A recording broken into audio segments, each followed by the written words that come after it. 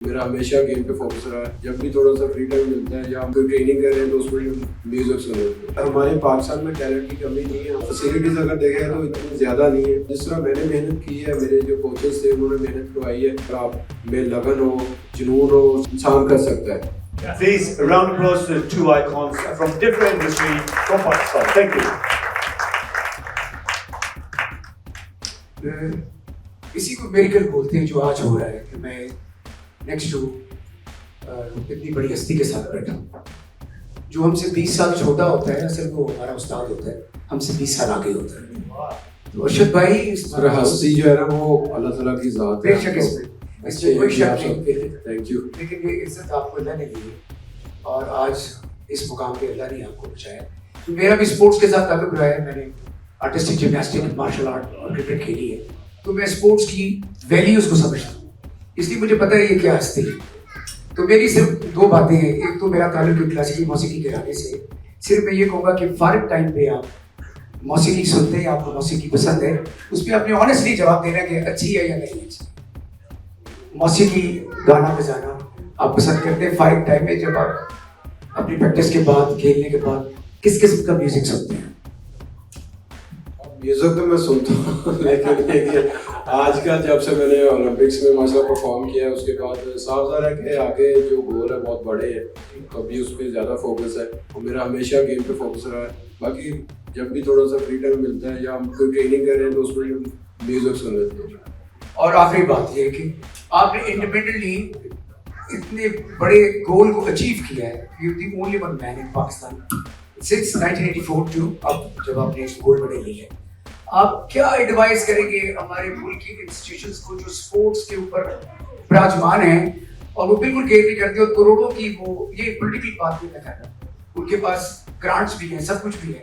تو آپ ایک ویک اپ کال ہے آپ کے آنے سے پہلے میں کہہ رہا تھا, تو ہمیں وہ ایڈوائز کریں کہ اب جو کروڑوں روپیہ ضائع کر دیتے ہیں ہم اپنے اسپورٹس مین کو, اپنے پڑھے لکھے لوگوں پہ جو وہ اسکالرشپ لیں وہاں پہ خرچے, تو کیا ہونا چاہیے best advise for our country especially the sports institutions?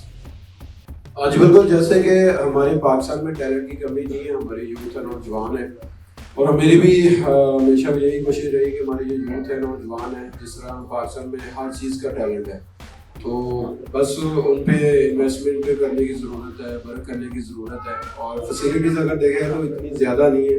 جیسے کہ کرکٹ جو پاکستان میں اس کی تو بہت زیادہ فیسلٹیز ہے. جیسے کہ میں نے ٹیلنٹ کی بات کی ہے تو پاکستان میں کمی نہیں ہے. تو اگر دوسری گیمز کو بھی اگر فیسلٹیز ملتی یا مل جائے تو مجھے امید ہے کہ انشاءاللہ کہ جس طرح میں نے پرفارم کیا پوری دنیا میں, میرے پاس اتنی فیسلٹیز نہیں تھی.